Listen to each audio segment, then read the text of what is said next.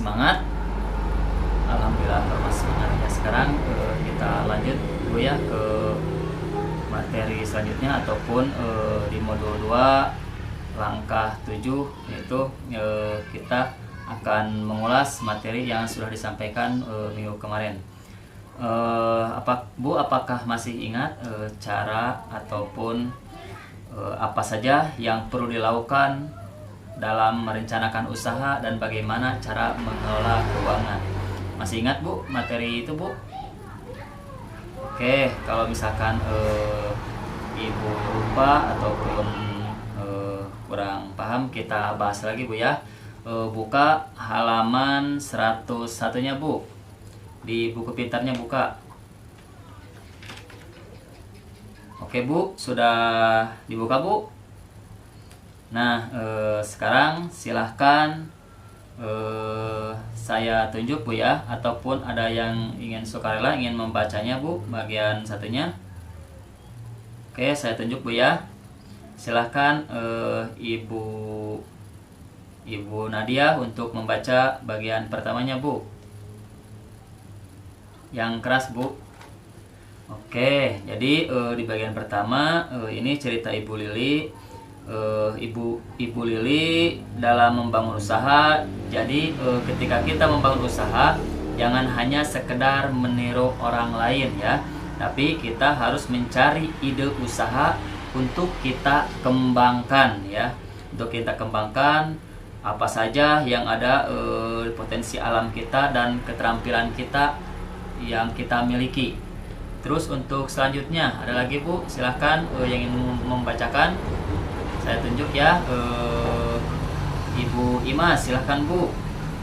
Iya, jadi selain daripada kita mencari ide, kita juga mencari ide tersebut harus dari berbagai arah, jangan dari satu arah. Misalkan kita mencari ide usaha itu jangan hanya dari teman saja, tapi kita mencari ide bisa dari televisi, bisa dari radio, bisa dari teman yang sudah berusaha, yang sudah usaha dan sukses, bisa dari mana saja Bu ya. Yang penting ide itu bisa dan layak dijalankan atau tidaknya gitu Bu ya.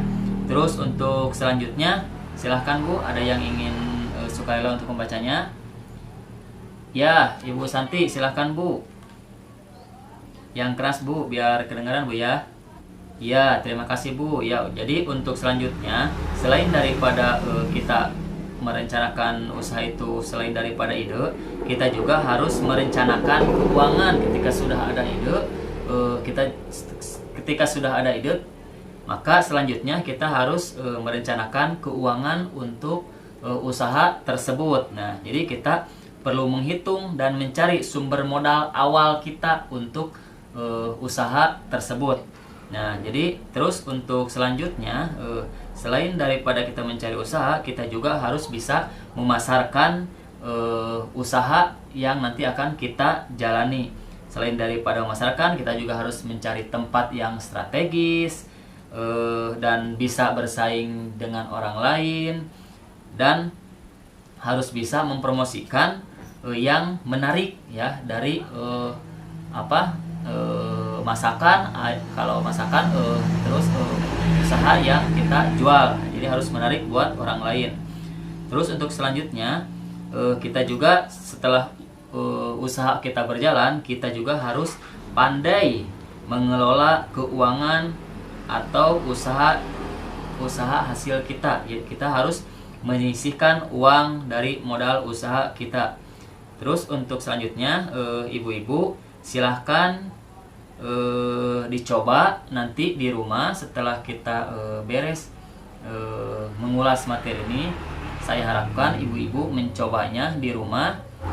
Setelah kita melaksanakan usaha, kita harus memperhatikan beberapa langkah yang harus kita perhatikan. Yang pertama, ketika usaha kita sudah berjalan, yang pertama yang harus kita perhatikan yaitu kita harus hitung jumlah pendapatan dan pengeluaran ya dalam 1 bulan ya. Jadi dalam 1 bulannya pendapatan kita dan pengeluaran kita itu ada berapa. ya. Setelah kita melakukan penghitungan pendapatan dan pengeluaran, kita juga harus mengupayakan ya jumlah pengeluaran dengan pendapatan itu harus seimbang, dan kita juga harus bisa membedakan ya mana pengeluaran mana untuk kebutuhan dan mana itu untuk keinginan ya. Jadi kalau bisa untuk keinginan, tolong ya untuk ibu-ibu sekarang kita karena kita sudah membahas masalah kebutuhan dan keinginan, jadi ibu-ibu sudah mengetahui apa itu keinginan ya. Jadi untuk keinginan itu ketika tidak dilaksanakan ataupun ditunda juga tidak mempengaruhi ke kelangsungan hidup. Jadi untuk keinginan kurangi dulu Bu ya. Jadi ditunda ataupun dibatalkan tidak jadi masalah. Terus untuk selanjutnya setelah kita berjalannya usaha, tidak lupa kita juga harus membuat aturan atau menyepakati anggaran bulanan bersama keluarga ya, bersama suami, anak juga jangan lupa dilibatkan. Yang mana Bu yang harus disepakati di dalam keluarga, yaitu mengenai kebutuhan dan keinginan. Jadi suami, istri dan anak juga harus mengetahui mana kebutuhan, mana itu keinginan ya. Jadi mana yang harus didahulukan, mana yang harus ditunda ataupun tidak didahulukan ya. Terus untuk selanjutnya tidak lupa juga selain daripada kita menganggarkan untuk kebutuhan dan keinginan, kita juga harus bisa mengendalikan pengeluaran sesuai dengan anggaran yang dibuat. Misalkan anggaran kita bulan ini yaitu untuk satu, misalkan untuk arisan, dua untuk membayar listrik, tiga untuk masak dan lain sebagainya. Nah itu juga harus kita kendalikan, jangan asal-asalan Bu ya. Harus kita tulis, harus kita catat supaya kita tahu pengeluaran per bulannya, pemasukan berapa, pengeluarannya berapa. Nah terus selanjutnya setelah itu kita biasakan juga menabung dengan disiplin. Maksudnya disiplin di sini Bu seperti ini, nabung lebih baik sedikit tapi rutin ya. Disiplin jangan hari ini nabung, disiplin enggak, lebih baik nabung sedikit tapi rutin ya. Terus untuk selanjutnya jika perlu berutang, misalkan kita untuk usaha ini, dalam usaha ini kita membutuhkan modal. Nah ketika kita membutuhkan modal, kita misalkan tidak punya uang. Nah ketika kita mau pinjam uang, kita juga perlu merencanakan meminjam uang itu harus dengan matang ya. Kenapa harus dengan matang ya? Kita harus dipikirkan meminjam uang itu harus kepada orang ataupun ke bank ataupun kemana saja yang peminjamannya full dan pengembaliannya sedikit, yaitu jangan sampai pengembalian bunganya, maksudnya jadi pengembalian bunganya jangan terlalu besar, seperti jangan ke rentenir ya yang bersifatnya pengembaliannya ataupun bunganya lebih besar ya. Terus selanjutnya kita juga selain daripada itu tetap ya kebutuhan dan keinginan itu harus kita benar-benar bedakan ya. Jadi kebutuhan harus segera dipenuhi ya. Jika kebutuhan tidak dipenuhi maka akan terganggu untuk kelangsungan hidupnya. Jadi, apabila keinginan ditunda, maka kalau keinginan tidak akan mengganggu untuk kelangsungan hidup kita Bu ya. Nah untuk selanjutnya ada beberapa tips ya Bu ya, cara menabung. Yang pertama tentukan tujuan menabung ya. Jadi ibu itu ketika menabung itu harus ada tujuannya. Misalkan ibu itu menabung itu untuk membayar uang sekolah, misalkan untuk modal usaha, misalkan terus untuk berjaga-jaga yang lainnya. Terus untuk selanjutnya buatlah rencana menabung untuk mencapai tujuan tersebut ya. Jadi rencananya untuk menabung itu untuk tujuan apa gitu Bu ya. Jadi untuk selanjutnya terus sisihkan uang tabungan sejak awal. Jadi kita menyisihkan uang tabungan kita dari awal supaya tidak terpakai oleh yang lain ya. Terus menabung itu Bu tidak perlu banyak ya, tidak perlu banyak, asalkan rutin ya. Dan menabung itu dengan disiplin ya, lebih baik kecil tapi sering ya.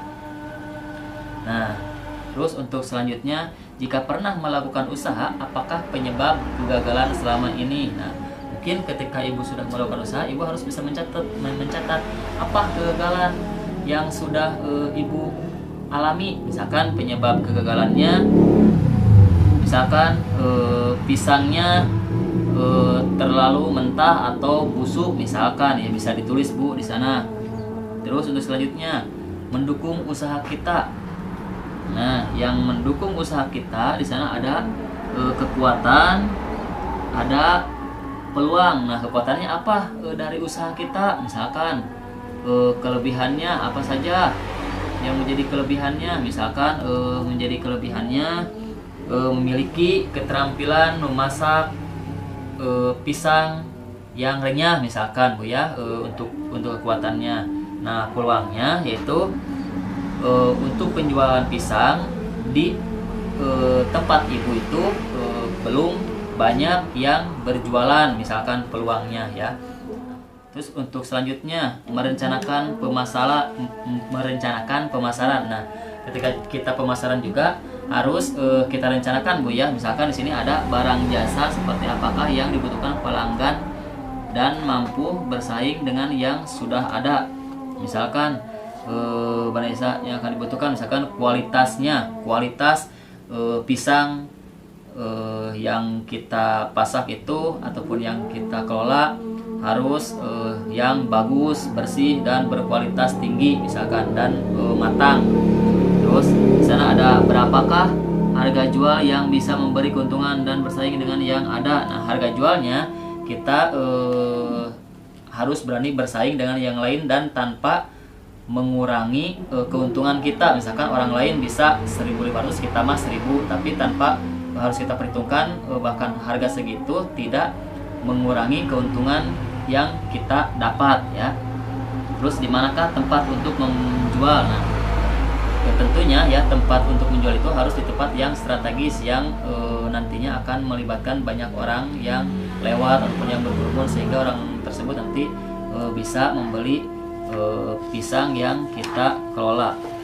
Terus untuk terakhir, promosi apakah yang perlu dilakukan untuk menarik pelanggan? Nah, di promosi di sana kita harus membuat berbagai cara. Misalkan kita bisa membuat brosur untuk promosikannya, bisa memberikan harga diskon, ataupun kita bisa menginformasikannya lewat online dan lain sebagainya ya. Sekarang kita lihat Bu, untuk mengingat kembali, lihat halaman 102 sampai 105 Bu ya. 102 sampai 105 ada apa di sana? Ibu Lili ya, kalau di buku pintar lihat Bu, di buku pintar. Jadi Ibu Lili